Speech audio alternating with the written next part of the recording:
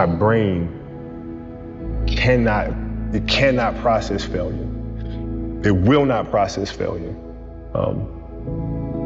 Because if I sit there and have to face myself and tell myself, you're a failure, I think that's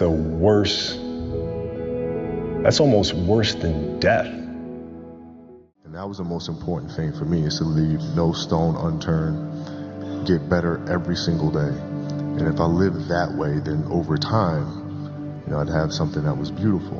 But that was my philosophy. It seems like a pretty simple one, but if you live your life to just get better every single day, and do that for 20 years, what do you have?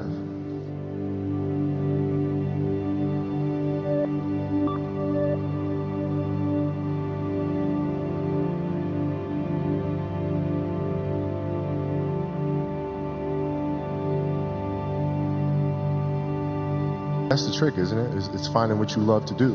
We talk about hard work all the time. It's like, man, if you got to get up every single morning and remind yourself how hard you need to work, you probably need to choose a different profession, because that shouldn't be there.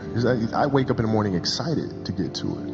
If I'm not training, I'm missing it. If I'm not watching a game of basketball, I miss it. There's no place I'd rather be. And if you have that feeling, then you're truly doing what God has put you on this earth to do. I think the best way to prove your value is to work, is to learn, is to absorb, to be a sponge. But you always want to outwork your potential.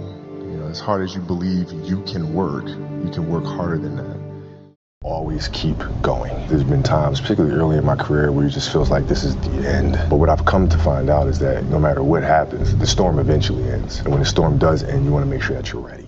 Look how much more training I have done by simply starting at 4, right? And so now you do that, and as the years go on, the separation that you have with your competitors and your peers just grows larger and larger and larger and larger and larger. And by year 5 or 6, doesn't matter what kind of work they do in the summer. I would go in my rec room with my basketball and basically dribble myself to sleep.